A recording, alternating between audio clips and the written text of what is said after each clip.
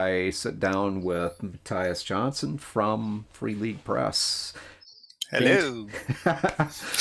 Fantastic creator, one of the key guys that worked on and I believe manages the product line for the Walking Dead universe, and a couple of others, which we'll probably talk about that as well here a little later. Go ahead and introduce yourself, Mattias. Yeah, well, it's my birthday actually on Sunday. Wow, Let's happy start birthday. with that. So, Absolutely. yeah, 52 years around the sun, or whatever. It turns around the sun. No, I am one of the co-owners and creatives at Freeleague, and I also do quite a lot of project management and production lead. So, for instance, nowadays I mainly work with Symbaroum and its 5e companion, which is called Ruins of Symbaroum. Right. And also I manage The Walking Dead, and that's why I'm here today, mainly, I think, because you're doing a new series. Absolutely. Yeah. Yeah, we just started the new Walking Dead series, which we're borrowing from the lore behind the Walking Dead universe, and we called it Wildfire. So it's I wonder why. Well, if you understand the lore behind that entire the entire story, it's I think I'll just say it's a very American story. That's the easiest way I can put that. Yeah, probably. But it's fantastic, and we, a little bit about that. So we actually decided to start in a small town in the western United States, versus building out, into like a Atlanta or something like that. We wanted to do something a little different, and tell the story from a little different angle. Giving people a Wild West style thing, kind of. So small town USA in the middle of absolute nowhere. I mean, it is in the least populated state in the United States, and then where we're starting out is actually the least populated county in that state. So, yeah. So maybe it takes a while for the aptly named wildfire virus to get there. Right. Is it the setup? Like the whole world has gone to bits, and these people don't even know about it. Basically, yes. We cool. we are starting out right at the point where the Project Cobalt has fallen apart. So essentially, at the end of season 1 of Fear the Walking Dead is where we're at right now. All right. Yeah. So.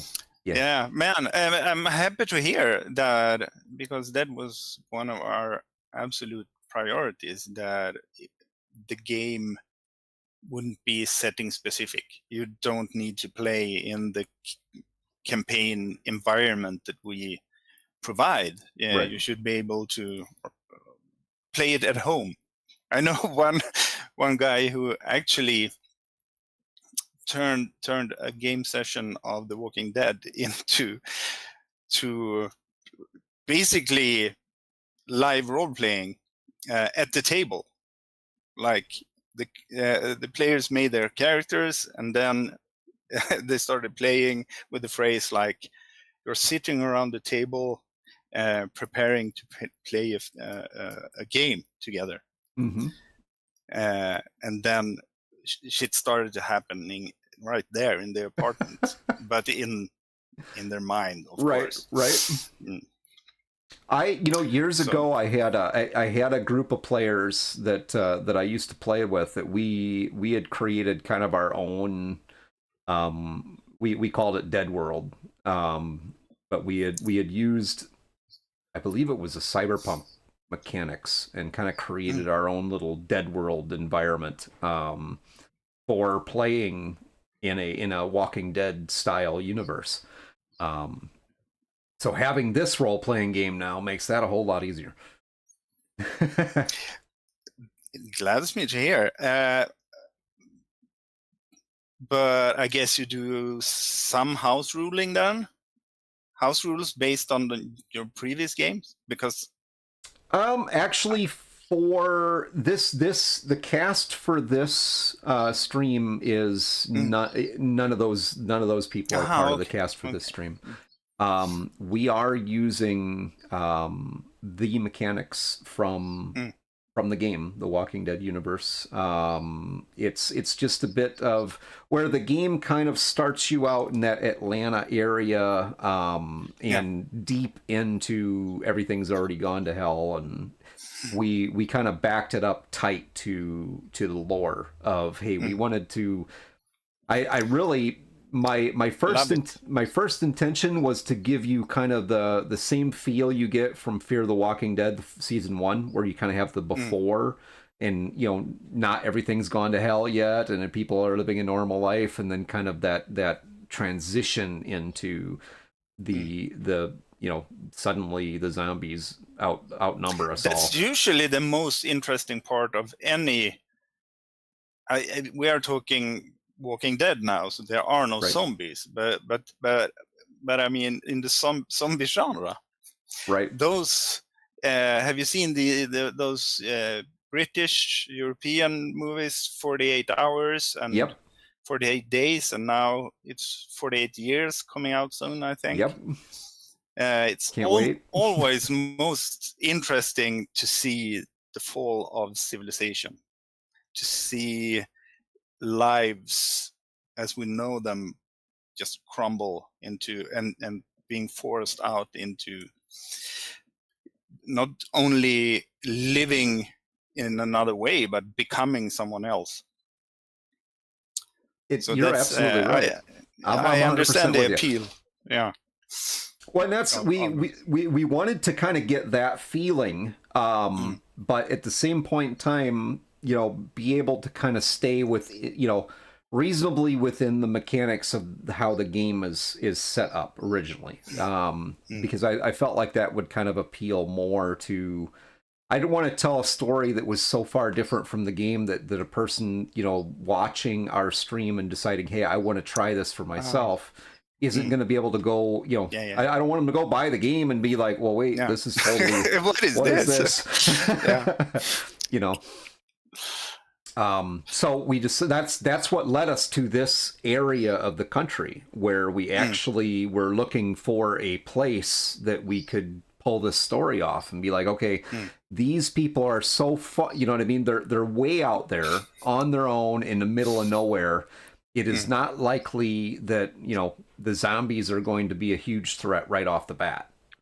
So, not. Right. So that's where we decided to start at is, okay, we can stay in line with the lore, but we can still have, I'm going to back up in just a moment because I really want to dive in really quickly on the zombie thing, because you've mentioned that a couple times and I know what you're talking about. We gotta talk about that real quick. But yeah, we just wanted that feel where, okay, we can still get the before and after effect, even though the reality of it is the rest of the country's probably already collapsed. Everything's, gone to hell. But these people in their little pocket of things are not, they don't really fully know what's going on yet. And that's probably the first couple of it. We've already been introduced to a walker. In episode 1, but I think the first few episodes are going to be the figure it out point where they're like, okay, what is going on, and finding out the whole. We're not going to have the CDC thing like they did with The Walking Dead, but I do want to have that transition of, here's the group learning this stuff. You know what I mean? One day I'm a normal person who's a veterinarian, and I have my clinic and everything else, and the week later I'm suddenly a apocalypse survivor. The whole veterinary thing is just skills that I have in the back of my head, basically. So let's 2 walkers so far. You are correct. 2 walkers so far that we've encountered. So let's talk about this zombie thing. You brought that up a couple of times now, and Yeah, I don't I'll know let you elaborate on that. why are we talking about zombies? Shouldn't we be talking about The Walking Dead? I mean, right. seriously, man. Because Simbrum is kind of a zombie game. We have the Dragools, you know, this huge hordes of undead. But Walking Dead, there are no zombies at all. Just to make that clear. So, so yeah. in your... What do you want to talk about zombies? Well, you want to talk about Simbrum now? Well, you know, we're going to talk about Simbrum a little bit here. Uh-oh, looks like he froze. Give me a moment to pull him back in.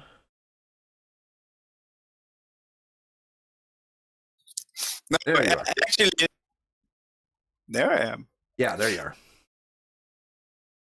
It's kind of important when The Walking Dead came. Most pop cultural phenomena that involved the undead were like splatter kind of things, or plain horror kind of things. So I think there is definitely a point to trying to differentiate The Walking Dead from those kinds of stories, because The Walking Dead it's a very, very human game, human centric. It's about people, right? People in and The Walking Dead, the walkers, they could easily be replaced by some other external, ever-present and serious threat, and you would get the same effect.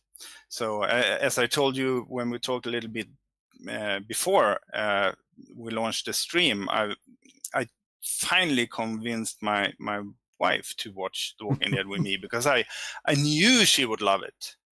But she, that Z word, and she goes like, no, not for me. And it's not about the undead, it's about the people. Humans, people connecting, disconnecting, clashing, you know. It's about dealing with severely challenging moral issues in a severely challenging environment. So where everything is put on to the head, or however you say that in English. Sorry, I'm Swedish, guys. So if I stumble on words, please forgive me. Well, the walkers just give you I mean, it's, I don't want to say ultimate, but I mean, it is definitely right up there for a protagonist. You know, this thing that, you know, is unsurmountable. You may be able to defeat it here and there, but like to totally defeat it is no, it's like space or emptiness in some you know, space horror movies, or it's like the environmental threat of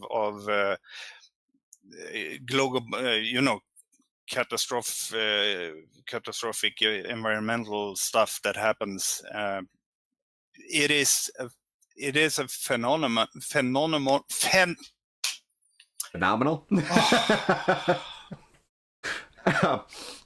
I'm a bit tired, man. Sorry. Yeah, exactly. It's late. That for is you also over there, like so. it's super late for me, an old man. I should be in bed a couple of hours ago. Anyway, I agree. It's a protagonist that is impersonal, but extremely invasive.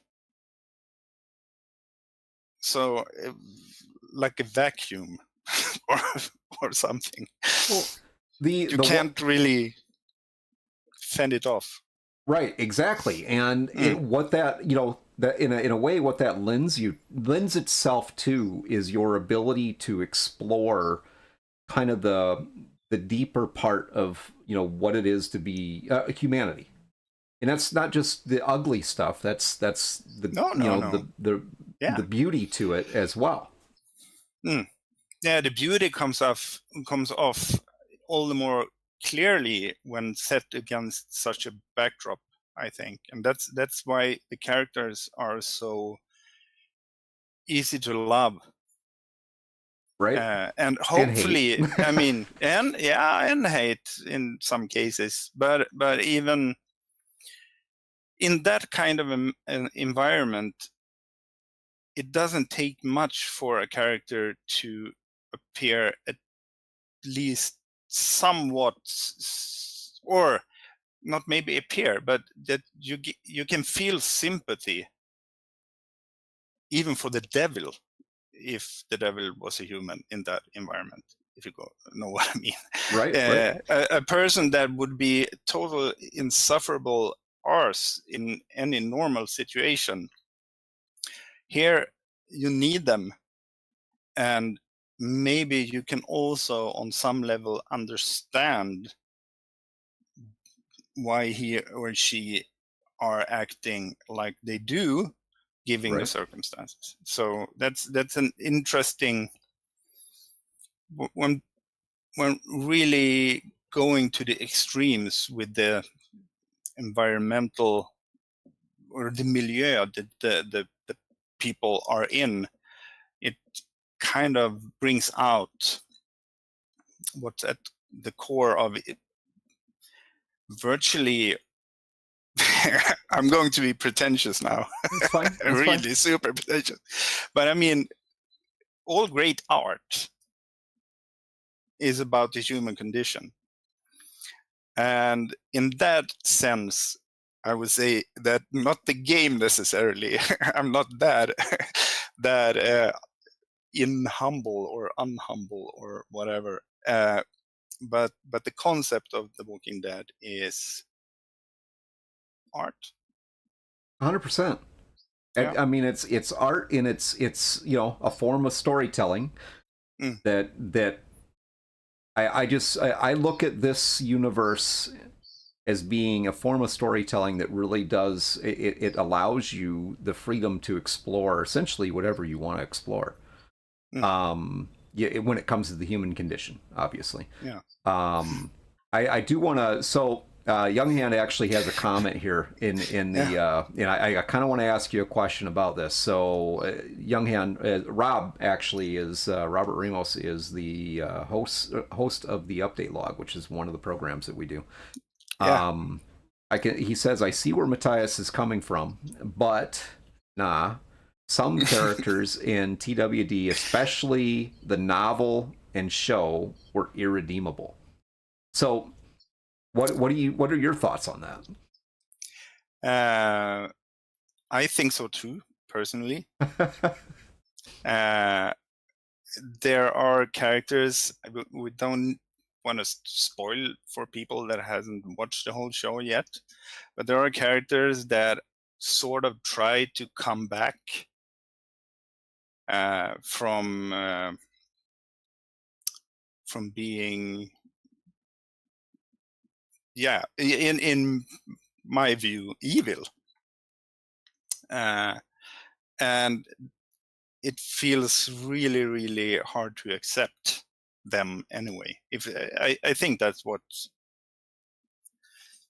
that's my Younghand means. Yeah, I think that's my take on it too. Yeah, I don't want to. Those are, I mean, those are in some sense the most interesting characters, because they force us to question what it is about them that is so unforgivable or whatever. What did they do? Why? Yeah, what did they do, and can they come back? Can they somehow redeem themselves? I mean, yeah, in this postmodern society, postmodern philosophy, stating that identity is more a question of environment than something internalized, then it becomes an interesting question. What is a person, and what can a person do to change? Can a person change? This is getting really deep now. We're talking about a game, right? Well, I think that aspect though of the game and the universe itself is that's kind of it's a beautiful spot, because it is the challenge for a storyteller, an RPer who really wants to tell a story with their RP. The challenge is being able to create that in your character. Being able to find ways, if they're the bad guy, being able to find ways that you can create that arc to really show a full spectrum of the character, or the really good guy. I mean, examples of that in the shows. I don't want to go too much into talking about the shows. No. I think good examples of that are in season 1 and season 2, Shane. And then the opposite example is the Carol character, because I think those two characters are they're good examples, kind of back and forth on that. Yeah, those are maybe the two characters that I have the most opinions on, and the most diverse opinions of. I can tell you that I love Carol. She's my absolute favorite character in the show. So then you can guess what I think of the other one to Shane if I met him. Yes, but those two characters did exactly what they were supposed to do, what they were created to do, and the actors that played them did a phenomenal job. Perfect, nailed it, spot on. So back to the game. I can talk about this show for 2 hours, but let's focus on what we're here for. I'm curious what, when it came to this opportunity to work on this project, what challenges did you think you would have, and then what challenges did you actually, what things did you run into that were actually challenging? The challenge is always to, no matter what game you are working on, to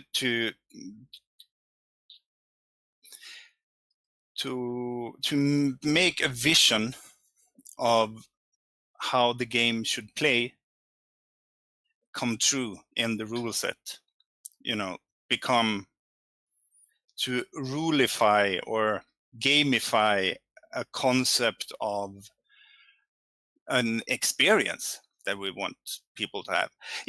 I can tell you that we are having discussions about IPs a little now and then. We never ever take on an IP that not at least one of us in the core team of Freeleague really loves. And when this came, I got goosebumps, and I said I would love to work with this. Unfortunately, the timing was not very good. Plus, you who are watching this are perhaps familiar with Nils Hintze, who the lead designer behind Väsen and Tales from the Loop as well. It just happens that he is an even bigger fan of The Walking Dead than I am. Wow! Plus, really? Plus, his way of designing games was like perfect for this project. What we had in mind. Mm-hmm. We talked to Nils, and so the first iteration and the second and the third of the core game was Nils Hintze, and then me and Thomas Härenstam came in for project management and also for editing, and together we try to specify, a core that we felt would, and the ambition was the whole time to make a game that played like the TV series Right. plays or tells a story. So that was our guiding star all along. And it was actually Nils Hintze who came up with the mechanic of how to handle the walkers, which I think is brilliant. Yes, that I can say, because it wasn't me, it was Nils, and it was brilliant. Then me and Thomas, we tweeted a little bit, but the main idea to treat the walkers as an environmental threat rather than individual entities that you can, aim for the head. Right. We wanted that, and also borrowing basically the stress mechanic from the Alien engine that Thomas designed, Mm-hmm. and ramping it up even more. So you get these stress dice that if you are unlucky pushing a roll, you will stumble over some barrels, or Right. just happen to shout out or make some kind of noise, or flash your car headlights at the Just wrong the wrong time. Yeah, you some kind of mess up that attracts walkers. So what was the most challenging thing? I think the most challenging aspect of it was to keep it as low on crunch as we wanted it to be, because when we, several of our games, we have what is called havens in The Walking Dead. Yep. So it can be the Ark, or it can be a home base, or your camp, or something like that. Obviously, in Walking Dead, it's also super important to have a haven where you can rest, relax, feel a little bit safe, even if you are never fully safe. Right. And yeah, it felt like an invite to do a really complex sort of base building system. So, and then we said, no, stop it. Right. This is not that game. And there were a couple of other instances as well where we really had to help each other remember what kind of game we were trying to make, what we wanted it to feel like at the table. Right. I think The Walking Dead, and here's the thing. I mean, I've been playing a lot of Free League systems, so it's, my opinion kind of stretches across most of Free League's games. But I think just that, that guiding force of the simplicity, making the game makes the game more about the story in the actual RP, you know what I mean, versus spending all your time worrying about rules and mechanical elements and all of those things. Character evolving in a character evolving in the system of The Walking Dead not very much happens stat-wise, because we want, as we were talking about earlier, it's more of a story arc evolving than you becoming better at handling your pistols or whatever. Right. That's the enjoyable part right there, is that, you know, you focus more on the story. Yes, your character does, you know, improve over time. Yeah. Absolutely. Yeah. But the, you know, the drive for the game exists more in the aspect of you know, making sure that what is my character doing and how does my character survive, not how do I get super powerful so I can kill everything or whatever. Exactly. You know? No, and also thanks to Nils Hintze, if you want to use your experience to purchase new talents, you also have to point to events in the story that makes it so that it makes sense that you acquire those enhanced abilities. So it's even that is sort of tied to the story. And as part of the, you know, as part of that character progression piece as well, I mean, your one unique piece, and this is kind of with several games, but with The Walking Dead, is that beginning character that you create, I mean, you're only using that mental template at the beginning to create your character. That's it. Yeah, the occupations, or I don't remember what we call them, and exactly. I mean, they are nothing like classes in, or you know, there is nothing that limits you from developing your character in any way you want from that starting point. And that starting point, sure, it comes with some degree of specificity in terms of equipment and what you can do and whatnot.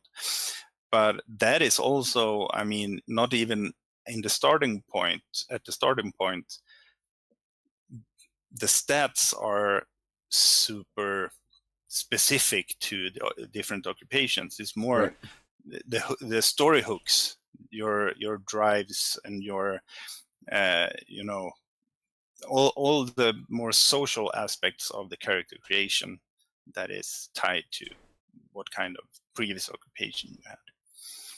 I absolutely love that. That is something that I've pushed a lot with my own team about that, is, you know, I don't like the class system. I don't like classes. I absolutely hate it. It creates, you're locking your character into a particular prototype, and then that's what they are. Even with the concept of multi-classing, I still don't think it works right.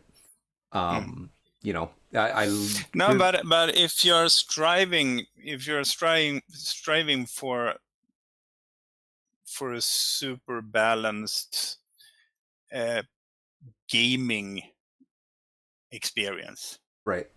I mean, there are no games, not even board games, that are totally balanced in any sense of the meaning, but you can have more or less. I mean, take the other game that is my baby, Symbaroum.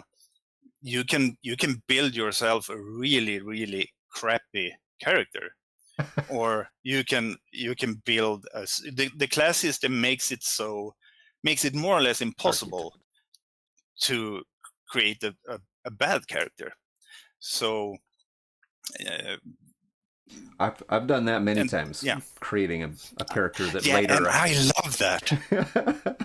I had a period in my time when I started building all my characters, no matter what game we played. I looked up the worst weapon imaginable in the system. Right. And then I built the character from that and had that weapon. I don't know why, but I didn't contribute much in the fights. I can tell you that. The last one I did, I haven't played this character in a while now, but we had two separate Dungeons and Dragons campaigns that we were doing. We had both centered around Dungeon of the Mad Mage and Dragon Heist. And I had created a female tiefling ranger. And doesn't sound bad, no? She's an awesome character. I love her. She's great. I've written some good story behind her as well.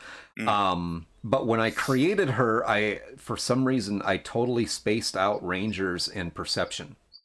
So she has the worst perception out of the entire group, and she's a ranger. Yeah, right. Whoopsie. Exactly. Yeah. Cool. That's possible also in 5e to make a bad character. Yeah. Yeah, that's the system that we have been using. Yes, 5e. So before we roll, I do want to. I've got a couple things that we're going to talk about here. One is going to be the Symborum and what's going on with that, and also Dragonbane. Oh yeah. Is there any? Do we have any questions from the audience about the world of The Walking Dead, the Walking Dead universe? I see you guys have been kind of following along with our conversation. I really enjoy that. It's fantastic. If you do have any questions for Mattias, though, please put them in the chat, and I'll go through and ask those before we move into one of the other systems. Couple of questions. I can tell you one thing for free. Because a question that often comes up is what's next on the Walking Dead horizon. Yes. Yeah, and so I really don't have anything to announce, but I can tell you that we are working on stuff. So people usually want to know. So that's. This time I had to bring it up myself, but it's not like, even though the Walking Dead role-playing game is, I would say, it isn't a game that necessarily needs that many expansions. I mean, right. You won't see a monster manual for the Walking Dead universe. You won't see very much of new equipment or whatnot. Or indeed campaigns or such things. But we are currently looking at or gearing up for something. And hopefully I will be able to tell you about it at the beginning of next year. Fantastic. Or during first quarter, at least. During first, that would be very awesome. I am going to be running 2 sessions of The Walking Dead at GaryCon in March. Cool. We're going to be doing some. We're going to be doing some specific streams to what is going on at GaryCon, playing games or running games based off of what's going to be going on at GaryCon as we roll up to March. So we'll definitely. I fully expect that The Walking Dead is probably going to be running well beyond March for our stream. But we will be running some Aliens. We will be running for us that'll be the two. There's 2 games that we're running for Freeleague or Freeleague games that we're running at GaryCon, and that's Alien and The Walking Dead. I wish I had more bandwidth to run more, but yeah, that's quite a few. Yeah, it feels. Yeah, GaryCon is one of those conventions that I really hope to go someday. But when you live over here, so far away, it's like we usually do 3 or 4 conventions, the big ones. Yeah. And that's the thing with GaryCon. It's a small convention. I mean, I would say small to mid-size. I mean, it's not like the backyard barbecue kind of thing, but I mean, Yeah, it's not huge. It's like 5 to 10,000 people. yeah. But it has just the environment of it is why I love it. It's fantastic. It's you it's not milling around among 70 to 100,000 people in a massive convention center, Mm. Gen Con style. No, no, no, no. Um, I was actually at GameWorld the other year, yep. 2023, which is also like 8-10,000, which is huge compared to the conventions that you see here in Sweden. Our biggest one is like 2,000. It's massive. No, so yeah, and I understand that there is a kind of a kinship between GameWorld and GaryCon as well. It's like Yes. this smaller, familiar kind of, really cozy and fantastic people. I like it, and I like The, it specifically because it gives you the opportunity to really make connections and have a conversation with people. yeah, So and actually play games as well. right, play a lot of games, and you get to meet a lot of really fantastic folks. I mean, one of the Free League involved creators, Luke Stratton with Pirate Board. Yeah. He does that every. As a matter of fact, I'm on the list this year as backup. They asked me too late. Got a hold of me a few days ago and were asking, hey, could you run some Pirate Board for us? And man, I would love to, but I yeah, I'm a biter. I'll overcommit if I do that. So, but yeah, that's an exciting one as well. We've done some play tests with that. We've had Luke on the show as well, but he is one that's there every year. I'm sure there's others that I'm missing right now, but yeah. So as we do that run up to GaryCon, would definitely, if there's anything new for The Walking Dead, we would be happy to introduce that. Yeah, we'll see. We'll see what happens. A villains expansion. So Unholy Pawn is asking about a villains expansion. It would kind of defeat the purpose of the Walking Dead universe, I think. I fully understand what you mean, but I also think that since you and I and everyone have different perspectives on how we should handle ourselves and our surroundings in hopeless situations, I guess there are people who can sympathize with what we would call villains in that setting. So yeah, but if not villains, maybe an expansion that is focused on groups or you know yeah groups that you can use at your own table. Yeah, that's absolutely an idea. Terrific concept. Good idea. And I believe now. I know Free League has some, and we've actually Unholy Pawn's part of my team as well, but Free League has some opportunities, I'm going to say, to engage with Free League and potentially offer content ideas or written content. Is that true, or can you tell me a little bit about that? Free League Workshop. Yes. Is it that? Yeah. Yes. It is even better than that, I would say. It is, for one thing, Free League Workshop is limited to digital downloads.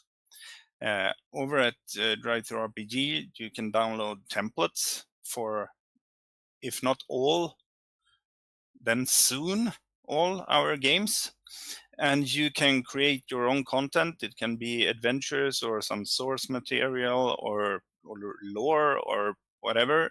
There is, for Symbaroum, there is a really great shout out to Neil, Choose Your Own Adventure, to be found over at, and then you can market it yourself on Freeleague Workshop. Oh.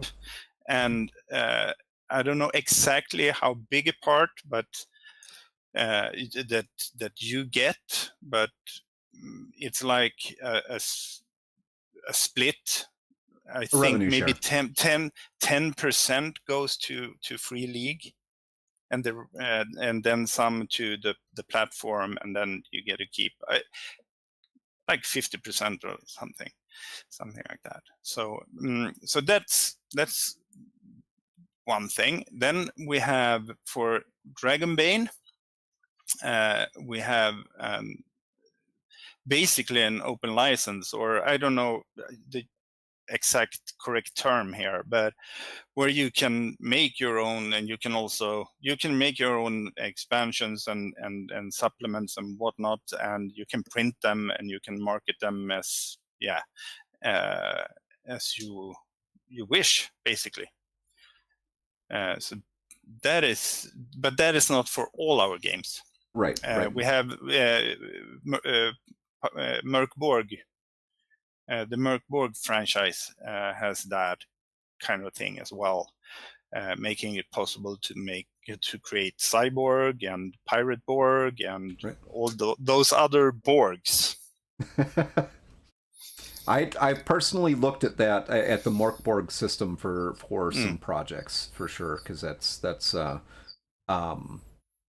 it's interesting, and seeing what Luke has managed to accomplish with taking, basically a childhood thing. I mean, he's always loved pirates, so, and hey, let's make a pirate game, and use that license and made Pirate Borg.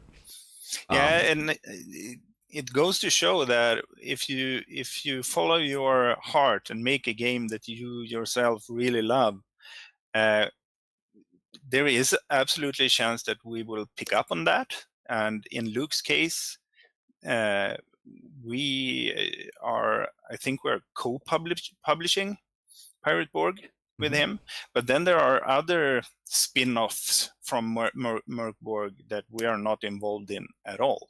Right. Also, so yeah. Well, there's definitely a benefit to, and I'll get this piece out there, and then we can move on from this. But there's a huge benefit with having that opportunity to partner with a publisher like Freeleague Press, and just what your team brings to the table, and then the audience that's out there already is, that's a huge benefit to anybody who is able to create something and catch your attention with it. So I think working with Freeleague is a fantastic idea for creators, and getting involved with like the Creators Workshop and things like that is, that's your... I think so too. I must say, no, it's a really good, and I mean, we started out making our own adventures and worlds and whatnot to Dungeons and Dragons, or to adventures for Call of Cthulhu, or the big Swedish games, like Cult. Okay. Yep. Yeah. Anyway, I have a copy of that, I think. Yeah. No, it's out in a new edition since a couple of years back now by our friends at Helmgast. Anyway, so giving that opportunity, I mean, we would probably we wouldn't have had the skills or know-how when we were super young to really print something or whatnot. Right. But like Freeleague Workshop, that would have been amazing when I was like growing up in my teens, to be able to publish my adventures for everyone to see. Absolutely. I don't know how good they were. Probably, yeah.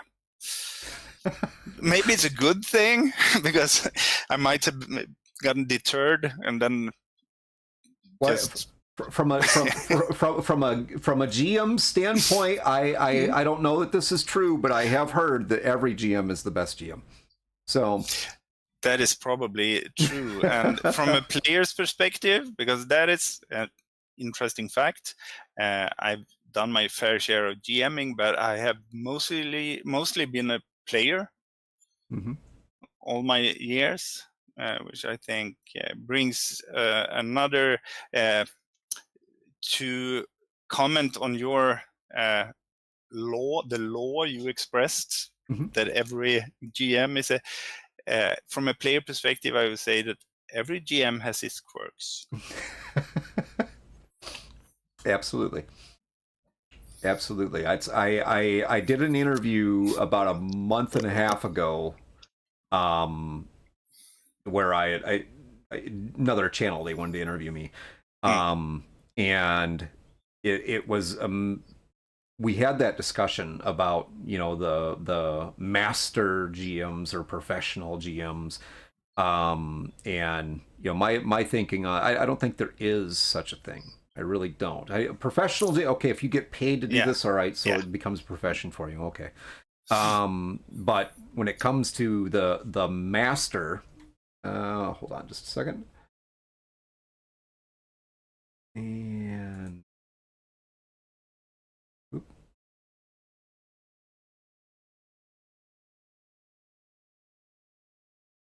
I'm here. Welcome back.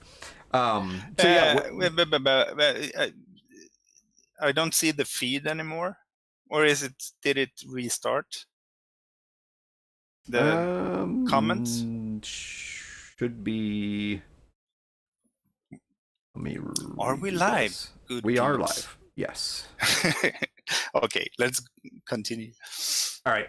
I think with that, I'm going to move into our next piece of discussion, and I think that Symborum should be next. What do you think? And then we can do Dragonbane last.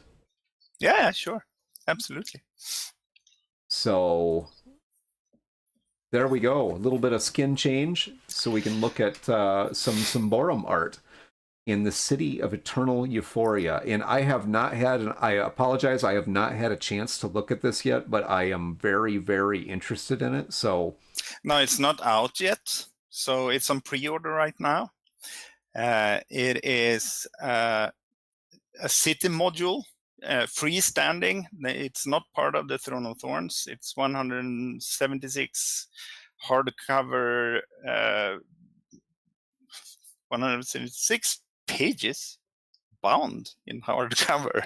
And with the glorious, we are introducing a new cover artist, because Martin Grip, he is so busy right now with our new version of Coriolis. So we stumbled upon this guy, and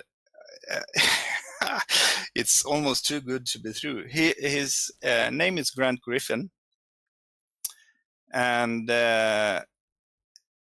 Martin Grip, the name Grip translates to Griffin. So they have the same surname in different languages. So, and they are both pretty good at what they do. So I love it. Yeah, absolutely love it. I mean, that's a cover shot right there on the screen for everybody, and good stuff. I can see what you see, so please just keep me in the loop. I know what to talk about. Yeah, this one is written by Erik Hylander, together with a new talent called Marco, and I always botch up his last name. It's so complicated. Let's call him Marco for today. Sorry, Marco. Okay. Anyway, and also Nils Hintze has been in that we previously talked about a little bit in the early stages of this. So they have developed what is basically the home of Ordo Magica, the big Wizards Guild, if you want, in the Symbaroum game world. He is it's this Erik previously wrote Adventure Pack 4 as well, so he's already proven as a Symbaroum designer. So yeah, it will be a lot of city intrigue, a lot of creeping around in dark alleys, trying to infiltrate places, trying to catch for agents for foreign powers and cultists and whatnot. So it's a 3-part adventure, not maybe a full-fledged campaign, but 3-act adventure that takes place in Agrella, plus a lot of plot hooks and setting information that you can use to build your own stuff. So that is awesome. Hey, yeah. you're. I mean, you. This is one of your. I believe this is one of your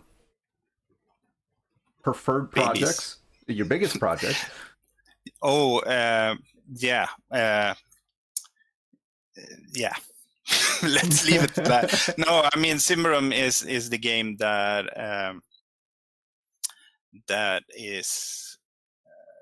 has followed me since I embarked on this journey in 2013. We started working on what was to become Symbaroum, and I just the other year finished off the possibly insanely massive adventure chronicle called The Throne of Thorns. So I brought that to harbor.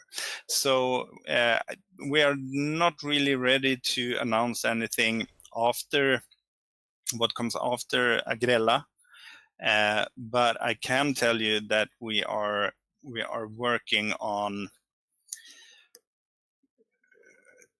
a new version of the core books. Not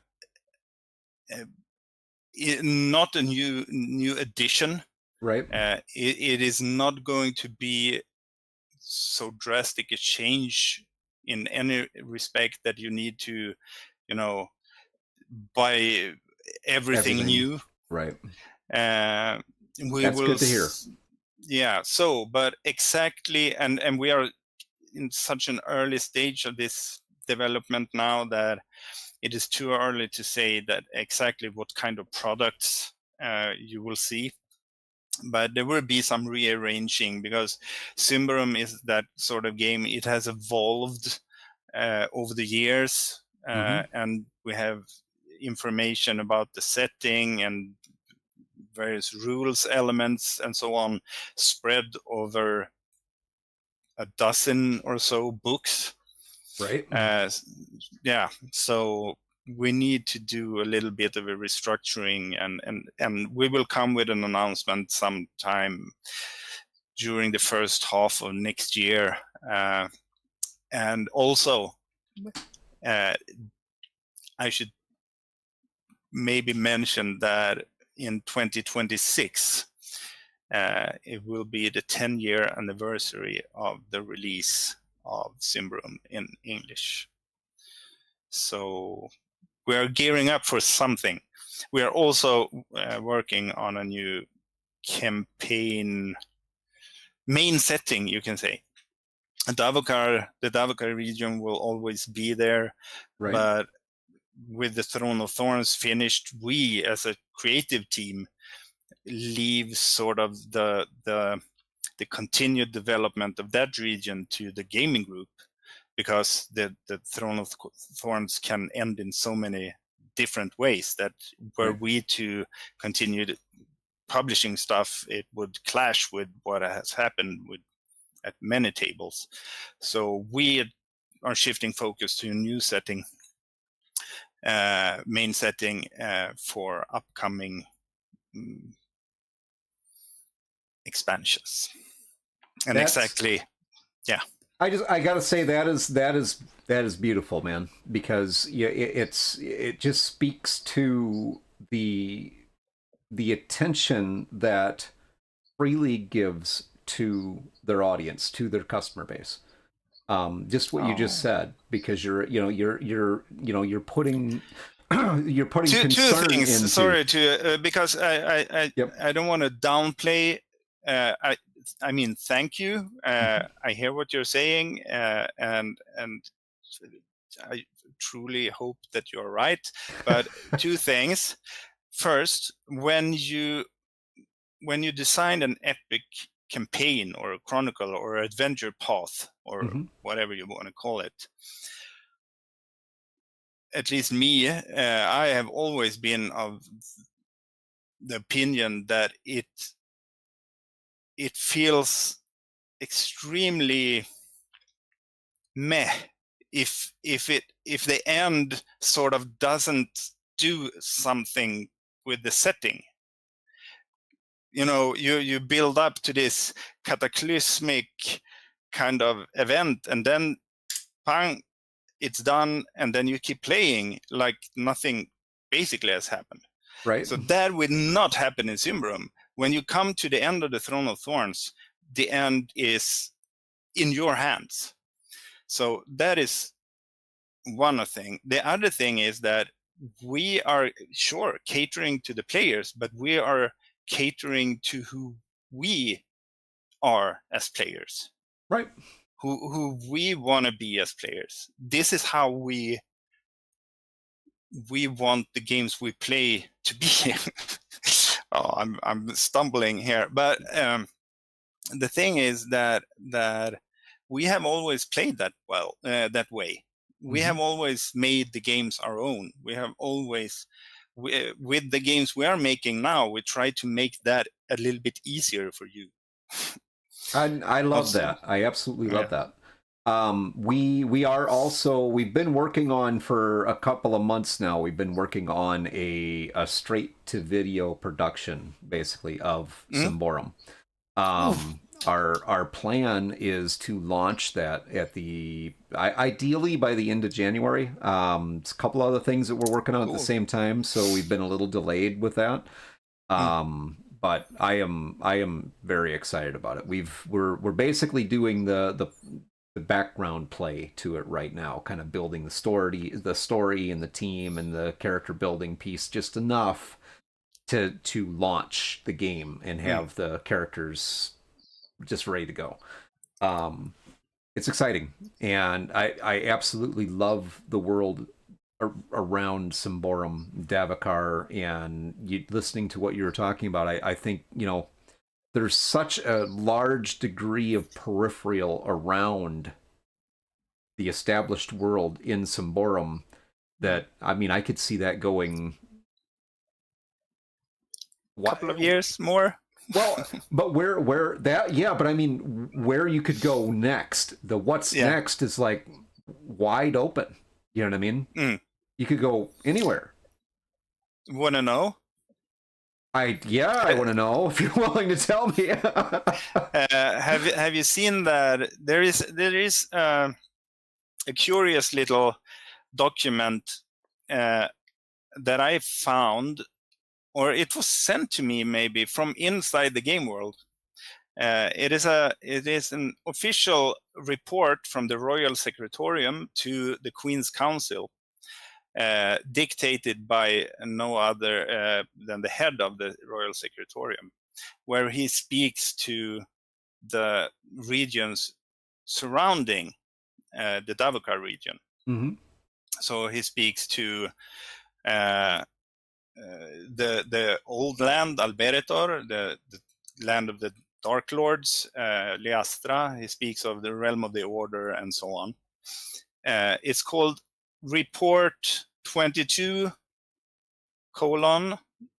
It's called a colon, right? Yep. Yeah. 22 colon 01 colon 08. I got Okay. it. And it's you can find it free for free download. I think it's on the Symbaroum page of Freeleague Publishing, and go to Symbaroum and the downloads, and you can find it there. At the bottom of that, the final part of that PDF is a sketchy map of the continent where the Davokar region is situated. Have you seen that? I have, yes. Yeah, so then it makes sense when I tell you that we are relocating to the city-states. Very nice. Bordering the many forests, or duskwood as the humans call it, where there is some form of eternal war brewing or simmering between the elven princess and the city-states. Ooh. That are, at least according to that report, in year 22 of Ambrian, the Ambrian calendar, the city-states are slowly but surely falling apart, and or falling into each other's, not when falling into each other's arms is one thing, but the contrary is called falling out, right? Right. The city-states are falling out with each other. So there's something happening or starting to happen in there, and we are trying to discover what that is, because this is a process of discovery. When designing a campaign setting, the best feeling ever is when you feel that you are not constructing it or designing it, but you are discovering it. So finding that path to the city-states is where we're at right now. That is awesome. That is, and it sounds like just a huge mess is brewing. So that's fantastic. Maybe you can revisit that report. Maybe something. I'm going to. I am definitely going to. You are welcome to link to it if that's possible as well. Yeah, as a matter of fact, actually, if somebody wants to go ahead and pull up the Free League site and pass that over to me, or one of the mods can go ahead and link it in chat, and we can share that with folks. For sure. I did put a link to the Free League website for Symbaroum, so definitely go check that out. But that's for the shop, the store, right? Yeah. And I mean, all the products I believe all the products can be found on drive-thru as well. Right? Oh yeah. Of course. So I thought Symbaroum is it is an awesome world. It is, it's to put it in some different terms, if you've never tried out Symbaroum, or you've never played any of the Free League games or anything like that, in my opinion, Symbaroum is Free League's version of D&D, basically. And it's up to you which you like better. I know I am very much enjoying playing Symbaroum, and it only adds to it that the system itself is, again, a friendly system. It's not super crunchy. It's somewhat rules light. There's some really awesome artwork if you're into that. There is a lot of crunch in the character development department. Yep. But not very much in play. Right. If you know what I mean. You have a lot of options to build and develop your character, more than in many other games. But the actual mechanic for problem and combat resolution at the table is super swift. Someone asked me to compare D&D with or Symbaroum with D&D sometime, and I said 3 words. A little bit silly, but forgive me. I said deeper, darker, deadlier. Right. And I think on some level it sums it up pretty good. You should probably add something like faster also, because Oh, absolutely. Gameplay Yeah. is a whole lot smoother. Mm. Absolutely. Yes. So with Anyway, I have noticed that I look super red in the light in here. Right now, when you start talking like that, I feel like I'm going to burst in flames because I get so flushed. Thank you for your kind words. Hey, absolutely, absolutely. I mean, I'm hopefully you take away from this. I'm a fan of Free League, and you know, it's so far I haven't found any of the games that I don't really enjoy. Um, and I have not played all of them, but I mean, everything I've played that's Free League so far has been very awesome games, and I'm not the only fan, I hear. So yeah, Free Leagues, and you know, as a company, you know, a publisher, I mean, you guys have been fantastic to work with. You're Oh, very stop it! Stop! Oh. So, very open to your can I get a audience. glass of water here? So No, thank you. I'll stop doing that, but then Yeah. that means that do you have So any other Symborum no, that I you think we've said probably a little bit more than I should now, but already. So let's skip to another darling fantasy game. The game that when we made Symbaroum years back, soon 10 years ago, it released, as I said. I We do made it. I What? do have I do have a little clip to put in here to announce it. Ah, So, okay. Do it. Do it. all right. So, here we go. We will do this.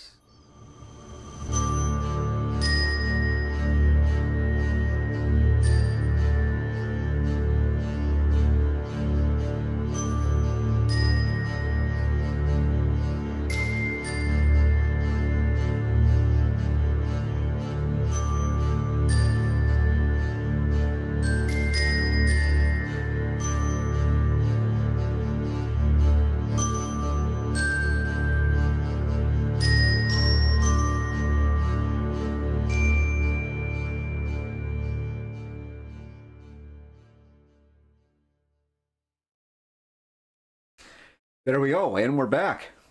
All you, man. Go ahead. Tell us about Dragonbane. Yeah, as I said, when we created Symbaroum, it was going to be our version of the classic Swedish role-playing game Drakar och Demoner. Dragons and Demons, which in turn was like the Swedish version of Dungeons and Dragons. So a couple of years ago now, we had the opportunity to actually acquire Drakar och Demoner, Dragons and Demons, the IP. And we made a new version, a Free League version of this game, and we also made a translation and labeled it Dragonbane.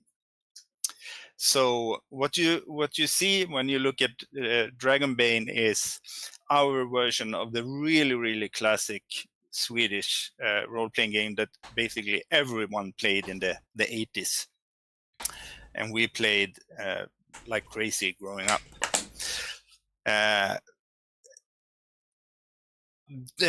Unlike Symbaroum,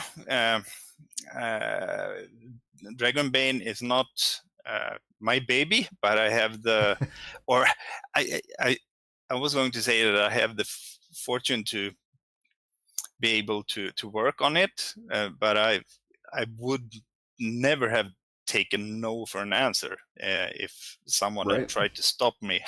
So I worked on the bestiary that was released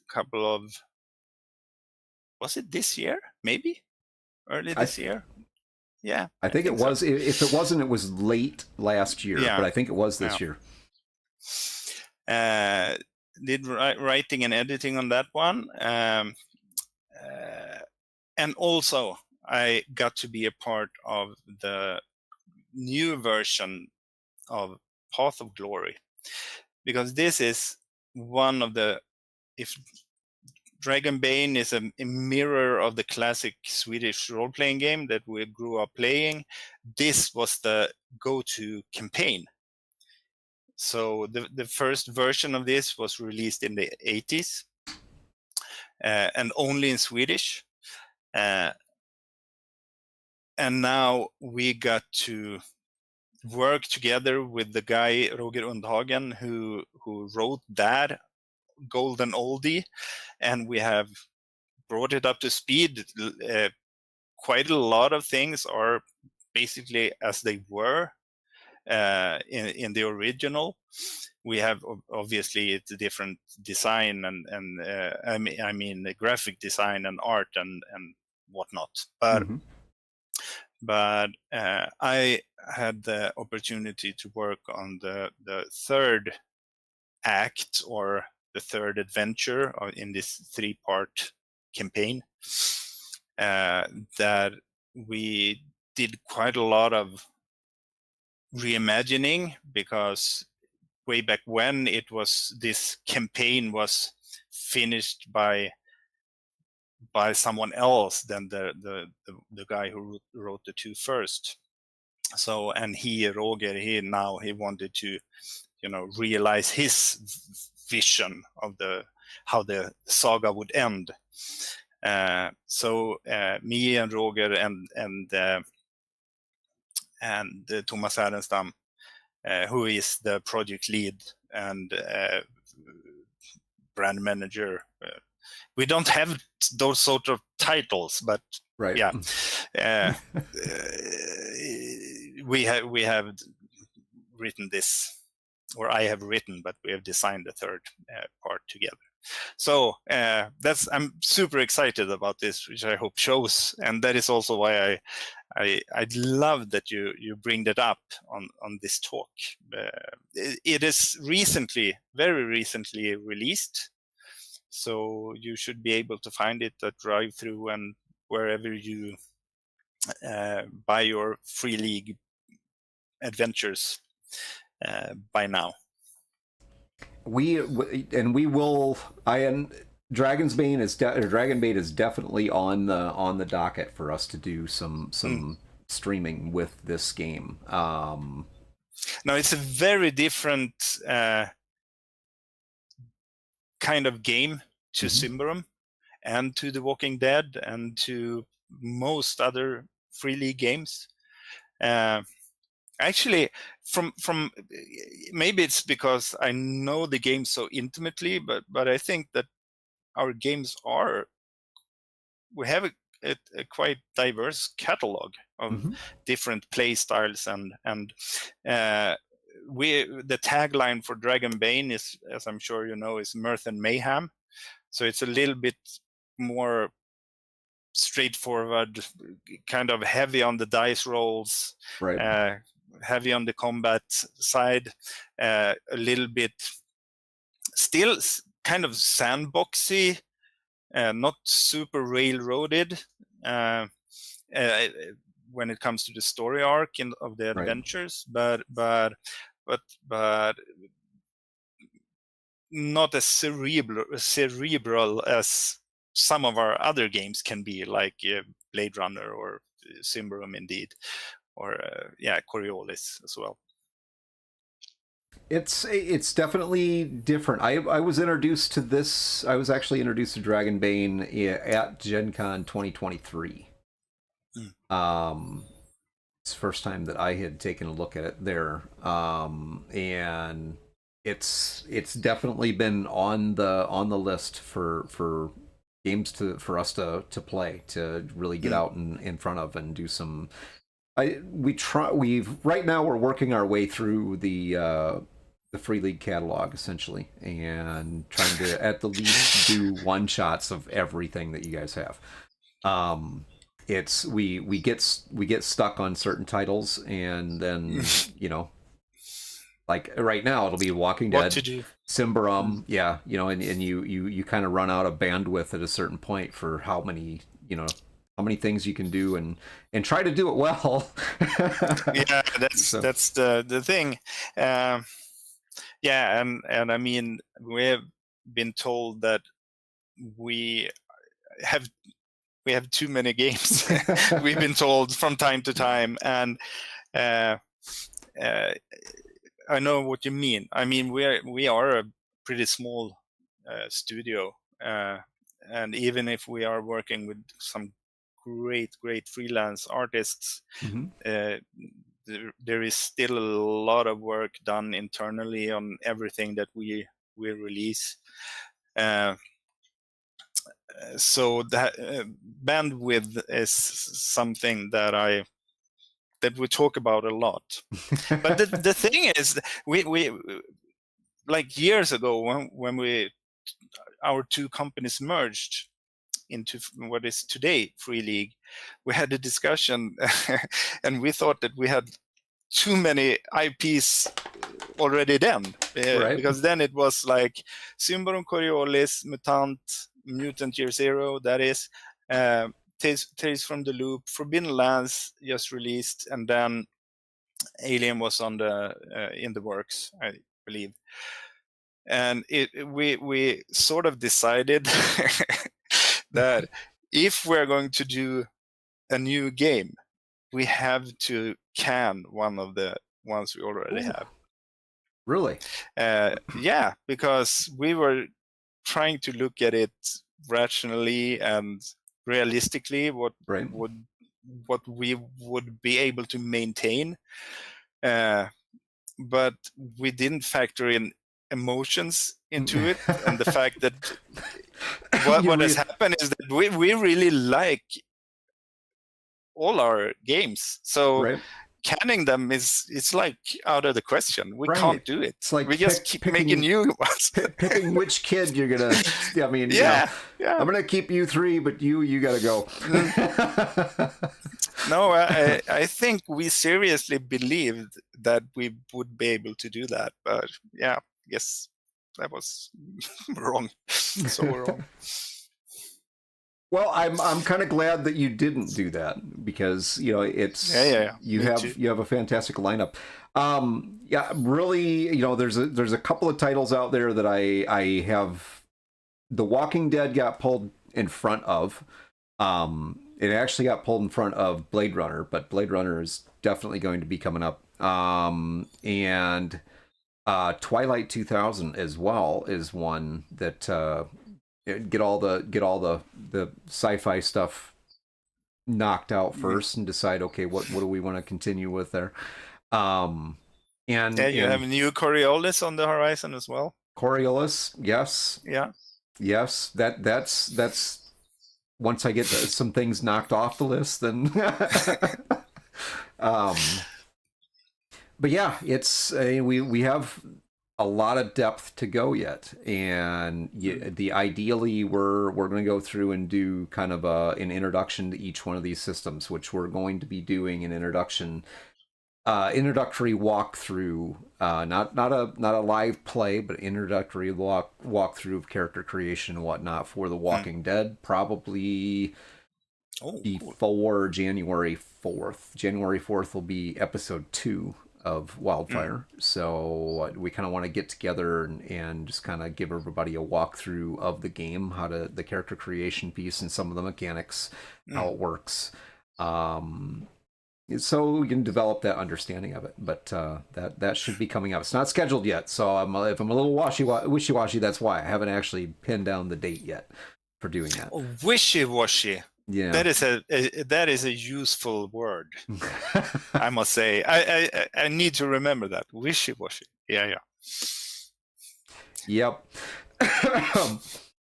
It's best to be wishy-washy until you really can promise stuff, because in the early days we were a little bit too quick to announce stuff, and then something happened along the way and it got delayed, and it's better to know for sure before you start talking about it. You get excited about what you have coming up, and you just are dying to talk about it. It's like, I really want to talk about this, I want to tell people about this. And then the moment you do, it's like never fails. The moment you do, 10 seconds later something happens. And it's like Exactly. What? Oh, yes. So a little bit. Does anybody have any questions, or did you have anything else about Dragonbane that you would like to share? Now, I have to be wishy-washy, I'm afraid, but I have actually worked quite a bit this year on something that will be announced also early next year, or at least during the first half of next year. Probably on the early side of that, but best to be wishy-washy. Anyway, no, we are, yeah, we are.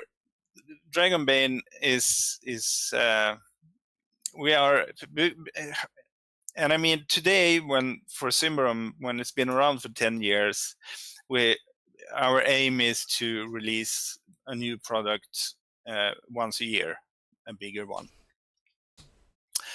For the newer games, and this is how we've always done it, like also Forbidden Lands, we had shorter intervals between releases in the beginning. And for Dragonbane, we will have quite a lot of releases over the coming years. So yeah, it's a lot of focus on that at the moment. Well, there's a lot of interest in the Dragonbane system in that genre. I mean, I've really gotten a lot of conversation going with people around Dragonbane, and when Dragonbane, so late 2023, I actually had quite a few people on Twitch that were asking, you know, are you gonna do something with this? Are you gonna run this? Are you gonna and I haven't yet, so I feel bad, but bandwidth. Exactly, bandwidth. That is exactly the challenge right there. It's, you know, people don't realize just exactly how much, and especially for, you know, a team like yours, which isn't a huge team, but you have all these things you're working on and all these projects you're working on. I can just imagine that's, you know, those are some long days, weeks. Yeah, it is, and especially, I mean, getting to go to a con probably feels like a vacation. No, I was going to say that because Freeleague is today sort of it's not a hobby anymore. It's a real business or company, right. You know, and that is maybe not the stuff that we love to focus on, but it needs to be dealt with. Right. I mean, opening up new hubs for distribution in different parts of the world, and finding good printing houses, and dealing with the normal, you know, books and whatnot. So we need to do that as well, even if we have very good help nowadays. Yeah. Well, so all I can say to that, Mattias, is that we out here in the, you know, on the other side of that table are grateful for all that hard work that you're doing.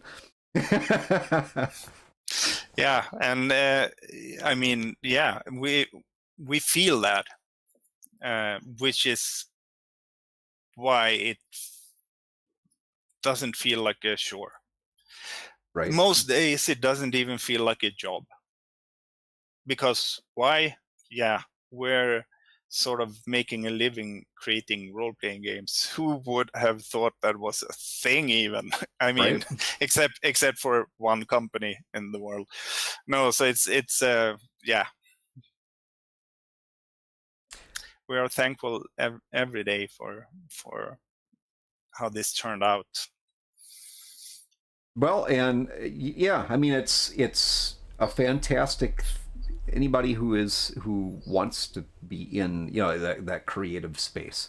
Not saying anybody can be in that creative space, but I mean, it's great that the opportunity is out there, and that, you know, the possibility. Since And I'll say since TSR really stepped out into this world and began that publishing of games, and especially the role-playing game genre, and there's other groups out there as well, but I would say TSR probably was the big name at that point. And for those of you who don't know, TSR was the precursor to Wizards of the Coast. So Wizards of the Coast ended up buying them out many years ago and taking over the D&D franchise and that stuff. But since that happened, I mean, it has grown to a point where there are many people who not only they don't just make a substantial income, but they make their income, their livelihood based off of this industry and the gaming licenses that are out there, the OGLs, the whatnot. And that that all has become possible over the last 50 years. This industry has been kind of germinating, I guess you could say. Yeah, you kind of forget that at times that this industry is it's an infant. It's like basically the same age as I am. Yep. 50 or so. 50 or so. So yeah, and it's still growing. It's still. Yeah, I'm 29 for the 20th time. And branching out, it becoming something bigger. You have that stem, or that is still, right. I would say, linked to today Wizards and Dungeons and Dragons, but there are so many branches growing out from that stem today, and we will see even more in the future. I think. I know. I'm positive. Absolutely. I'm just so super happy that, because we had this, just like in America, we had this boom in the 80s of role-playing games, and then it sort of died out. And I'm so super happy I'm happy for the sake of humankind that role-playing games has become a thing of the present rather than a blip. Past. Right. Blip in the past, something that hardly is visible looking back, because I think they are a force for something very positive. Oh, absolutely. And just the the concept of role playing has come a long way, and it's been introduced and integrated into not just games, but so many different industries as well, because it's part of our education system at this point as well. And it's a very effective way to teach. I mean, that's, so, and the benefit to role-playing games, aside from that, is it gives individuals an opportunity to sit down together with other people and have that sense of camaraderie, and all of you create a story together versus just, being the crazy guy with the images in his head and, mumbles to himself a lot. But you can be that on your spare time, man. Yeah, exactly. It's okay. There's still time for that. Don't worry. So before we close out everything here, back to The Walking Dead for a moment. So we have a couple things that we're doing with our Walking Dead stream that I just wanted to let everybody know about. And one of those things is, in the spirit of collaboration and rewarding the audience, we are going to allow our audience members to use channel points, which you get for free through Twitch, just for watching our content. But we're going to allow you to use your channel points to buy a seat on the store, or buy a seat on the story. So an actual guest spot to play a character on the stream. It'll be one episode, unless you create a character that everybody just loves, and then we might have to bring you back for more. So is this in The Walking Dead? Yes. Oh, that's super. The idea is so that we have those walk-on characters. Yeah. continually be able to introduce new people, and it provides a benefit to the audience. Hey, come play with us. Or maybe flesh out one of the characters, NPCs that live in the Haven. That is probably how it's going to start. Is as we develop out the Haven, the NPCs, they'll have an NPC that they can pool, that they can pick from. I'm not entirely. They will have the opportunity to modify that character because it is an NPC and not necessarily an integral part to the story at that point. But probably not going to do anything with people creating their own character on their own and then bringing it in. It'll have to be a pre-generated character, but the personality piece, the story background, stuff like that, 100%. You tell. What do you want? What do you want it to be? Cool. Yeah. So that's one little thing that we are adding in as of January 4th. So episode 2, that will become available. So anybody who, right now it's set at 20,000 points. So anybody who has 20,000 points or more will have that opportunity to buy themselves a seat. And if you don't already have 20,000 points, then you better get watching some content. So. All right. Do you have anything else you'd like to share, or any? We haven't had a lot of actual questions, so I think everybody's just been like listening and absorbing. But no, I mean, no. There were Merry Christmas or whatever you are, if you're celebrating Christmas, Merry one. We are gearing up here at home right now, and we'll try to have a little bit of a leave over the holidays. Nice. Yeah, that would be awesome. And then we can come back. I saw someone made a comment early on, and I don't know if it was a question mark after it, but it said Alien 2.0. Oh yes. So that is one of the two of the super big things that we are looking forward to next year are Alien, and we don't think of it as 2.0 because it is like we are working with the Symbaroum versions that just making some updates. Yeah, updates and updating the graphics and some of the art and whatnot. But the Kickstarter for Alien is going to be awesome.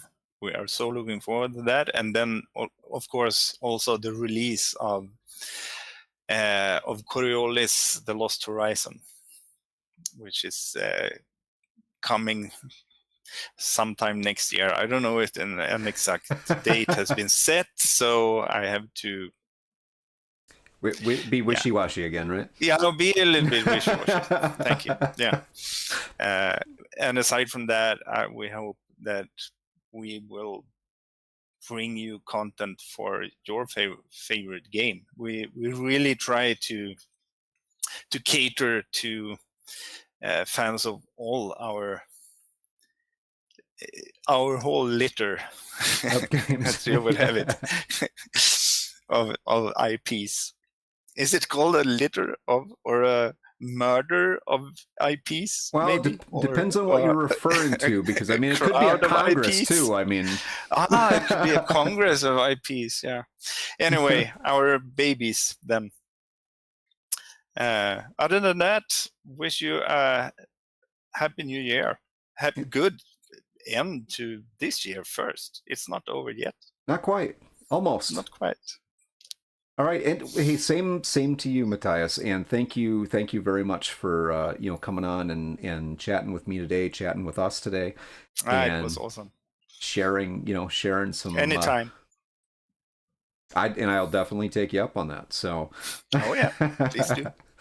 we are looking at the possibility of getting you, and we had talked about this last year, getting you and Thomas on at the same time. And having a little really kind of talking about the story behind Free League, not just the games, but like what happened, how did this happen? Have you seen that Outside the Box, the book that just released about the Swedish? It has. I need to show it them. Can I do this? Go ahead. It's not a Free League product. Yep. It is friends of ours, and Magnus Säter, he has written some stuff for us. He's worked on Dragonbane and he's worked on Forbidden Lands. We had Magnus on a couple of months ago, actually. Oh, cool.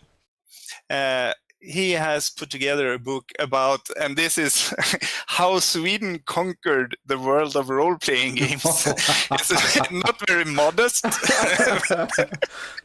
but no, it has some. I mean, he does the whole story from like Drakar och Demoner way back when with.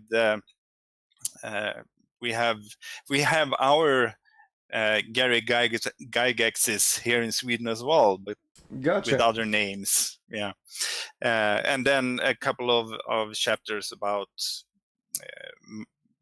the two companies that merged into Free League, and then about Free League.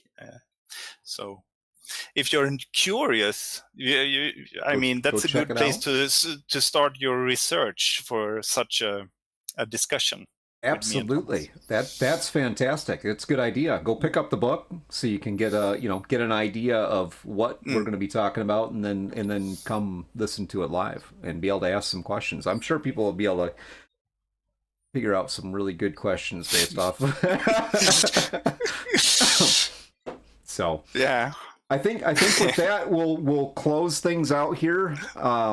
Thank you everybody for joining us today. Yeah, thanks. I'm so used to saying this evening because we usually run evening programs, but for me it's evening. Yeah. Yeah, it's almost 2:00 here, so thank you very much everybody. Have a fantastic holiday.